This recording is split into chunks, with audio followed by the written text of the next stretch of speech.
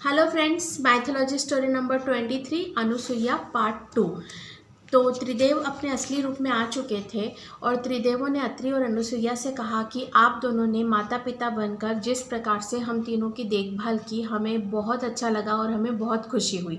अब यहाँ देखा जाए तो ब्रह्मा जो है वो अत्रि के पिता हैं, तो अनुसुईया उनकी बहू है। तो यहाँ पर जो पिता थे वो अपने ही बेटे के बेटे बन करके वहाँ पे टाइम स्पेंड किया था और ये उनके लिए एकदम नया और अलग एक्सपीरियंस था जो उन सब ने बहुत इन्जॉय किया।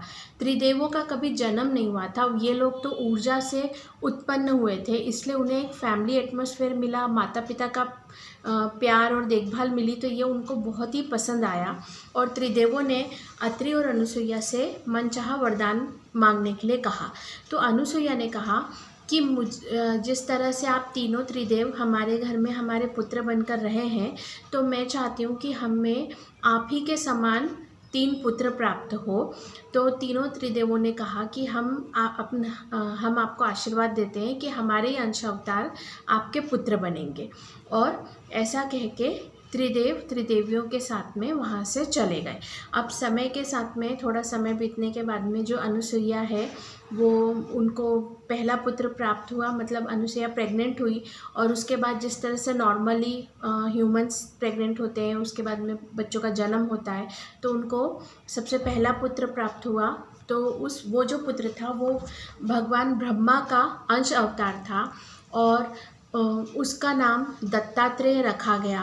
उन दत्तात्रेय भगवान के 4 सिर और 6 हाथ थे। और उसके कुछ समय बाद जब उनका पहला पुत्र थोड़ा बड़ा हो गया, तब उन्होंने अनुसुईया ने दूसरे पुत्र को जन्म दिया। ये दूसरा पुत्र जो थे वो भगवान विष्णु के अंश अवतार थे और समुद्र मंथन से प्राप्त जो चंद्रमा हुए थे वो चंद्रमा को जो भस्म कर दिया था, तो अपने ही अंश अवतार से भगवान विष्णु ने चंद्रमा के रूप में जन्म लिया और इस प्रकार से जो चंद्रमा है वो फिर से प्रकट हुए और उनका नाम चंद्र रखा गया अनुसुईया और अत्रि के पुत्र के रूप में। और जब चंद्र का जन्म हुआ तो चंद्रमा को पृथ्वी के उपग्रह के रूप में स्थापित किया गया।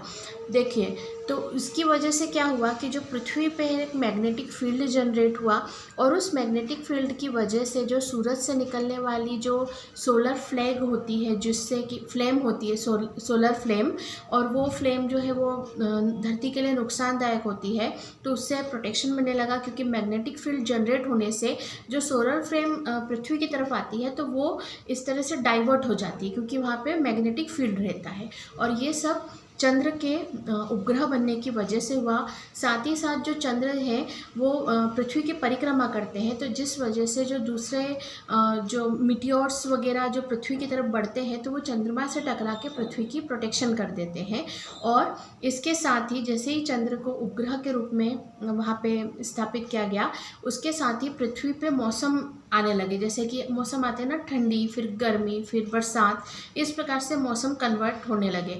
जब तक चंद्र उपग्रह नहीं थे तब तक पृथ्वी पे ये तीनों मौसम ऐसे सिमिलर चलते रहते थे, जैसे कि कभी ठंड हो रही, कभी गर्मी हो रही, कभी बरसात हो रही। पर ये होने की वजह से इन मौसम का पर्टिकुलर एक टाइम पीरियड होने लग गया। और उसके बाद में नेक्स्ट जब चंद्र थोड़े बड़े हुए तो अनुसुईया ने अपने तीसरे पुत्र को जन्म दिया। ये जो तीसरे पुत्र थे ये भगवान शिव के अंश अवतार थे और इनका नाम दुर्वासा रखा गया, दुर्वासा। तो दत्तात्रेय, चंद्र और दुर्वासा ये तीनों पुत्र अत्रि और अनुसुईया को प्राप्त हुए। और दोनों पति पत्नी ने अपने तीनों पुत्रों को अच्छे से प्यार से देखभाल करके उनको बड़ा किया, उनको शिक्षा दी, सब मतलब उनको कम्प्लीटली एजुकेशन दिया।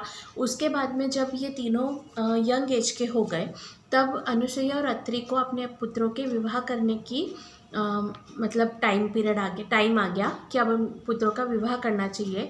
तो सबसे पहले उन्होंने दत्तात्रेय के विवाह की बात दत्तात्रेय से की कि हम आपका विवाह करना चाहते हैं। तो दत्तात्रेय ने अपनी तप की शक्ति से देवी सरस्वती को मतलब प्रकट किया एक स्त्री रूप में। तो वो उनके तपोबल से उनकी तप की शक्ति से एक स्त्री प्रकट हुई और उस स्त्री का नाम अनघा रखा गया। और ये अनघा जो है वो दत्तात्रेय के साथ उनका विवाह हुआ। विवाह के कुछ समय बाद अपने माता पिता के साथ रहने के बाद दत्तात्रेय ने कहा कि मैं पूरे संसार में ज्ञान विद्या इन सब का प्रचार प्रसार करना चाहता हूँ, इसलिए मैं अपनी पत्नी को लेकर के अलग अलग स्थानों पे जा कर के ज्ञान को बढ़ावा देता हूँ। तो ऐसा कह के वो अपनी पत्नी के साथ आगे चले गए और दत्तात्रेय के काफ़ी सारे फॉलोअर्स रहे। दत्तात्रेय के 8 पुत्र हुए और फिर फ्यूचर में इन 8 पुत्रों का जो आगे वंश चला, तो ये जो दत्त कम्युनिटी है वो इनके फॉलोअर्स के, इनके पुत्रों के दत्त कम्युनिटी करके आगे इनका जो है वंश चला। उसके बाद में जो चंद्र है, अब उनके विवाह की बारी आई तो चंद्र जो है उनको देवता का पद प्राप्त था और वो स्वर्गलोक में निवास करते थे। तो चंद्र के विवाह के लिए अत्रि ने अपने भाई प्रजापति दक्ष की पुत्री का हाथ मांगा। तो प्रजापति दक्ष ने अपनी 27 पुत्रियों की शादी चंद्रमा से करवा दी, मतलब 27 उनकी जो बेटियां थी उन 27 पुत्रियों की शादी चंद्रमा से करवा दी और वो अपने पति के साथ स्वर्गलोक में निवास करने लगी। उसके बाद में जो है दुर्वासा ऋषि, उनके विवाह की बात हुई तो दुर्वासा ऋषि ने अपने माता पिता से कह दिया कि वो ब्रह्मचर्य का पालन करना चाहते हैं, वो कभी भी विवाह नहीं करना चाहते हैं और वो आजीवन अपने माता पिता के साथ में रहकर अपने माता पिता की देखभाल करना चाहते हैं।